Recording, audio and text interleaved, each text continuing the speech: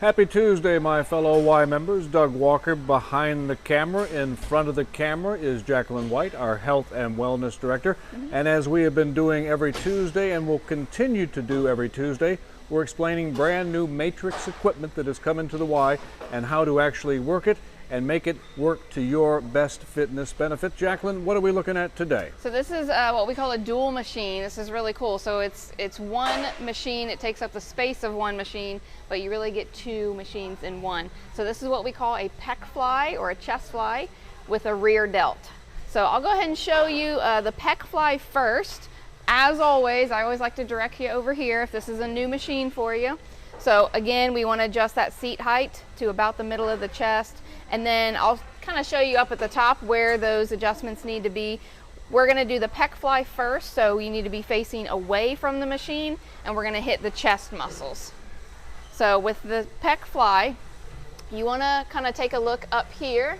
So on the underside of this, you'll see if you want pec fly, you've got between 1 and 4 options, and then we'll talk about the rear delt in a little bit. I'm going to put it kind of somewhere around that 2 level. Just make sure that both of them are at the same number, obviously. And if we're doing the pec fly, you want to make sure that we grab the long handles here. So make sure your seat is kind of at a comfortable position. You've got about 7 different adjustments down there. Anytime we do a chest fly or pec fly, we want to grab these. Now these swivel, which is nice. It adds kind of that comfort to it. But you always want to grab the large handles that are going straight down. What's nice too is these go in and out. So if you've got longer arms, it accommodates. If you've got shorter arms, it accommodates as well. Soft elbows, and then you're gonna squeeze both of them in, and then always control that weight in and control it out. Now I always like to show too, you can do like a hold one, pump one. So you can hold one here, and it just adds a little bit of variety. Or you can alternate if you want, or you can do both of them same time. So that's your pec fly, hits the chest muscles. We're gonna do just the opposite of that, and we're gonna do a rear delt. I'm gonna take it all the way to that 1 position. Make sure the other one is in the same number. Now you can adjust the weight if you need. Now we're gonna face the machine. And now we grab these smaller handles. So you always wanna have the hands here, thumbs at the end, and you're gonna really lead with the pinkies. So keep that chest on the pad. Again, these swivel in and out, and then you'll take it straight back and control it in. Now, oftentimes I see a lot of people and they'll take these and they'll go way back here. You never want to do that. You should always stop them right at the corners of your eyes. So if I'm looking forward, my stopping position, I should see my hands out of the corner of my eyes. You never want to take that shoulder out of alignment like that. You want to keep it here and just stop it right at the corners of the eyes. So that's going to hit what we call the rear delt. So just kind of the opposite of that chest. So posing muscle groups all on one machine. All right, here's the question that comes to mind based on what you just said about bringing your arms way back. Why don't you do that?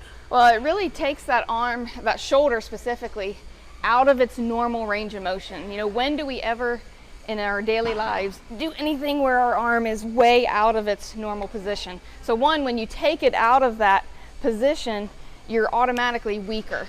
So you don't want to do that, right? We want to stay in a nice, strong, controlled movement that hits that muscle. Once you go past that range of motion, you're losing that. So you're losing that strength that you had.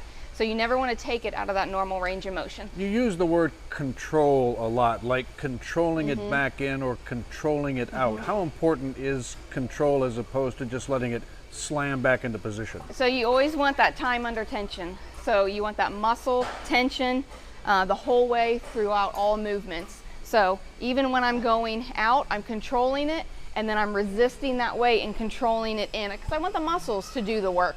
I don't want the machine to just kind of slam in, and you never want to slam the weights down. So you always want to kind of stop that weight stack right before and then go into your next rep. So that way you've got that constant time under tension, and that goes for every machine. So back, shoulders, chest, that's what this machine does, kind of like a two-for special Really almost. chest and the back of the shoulder, yes.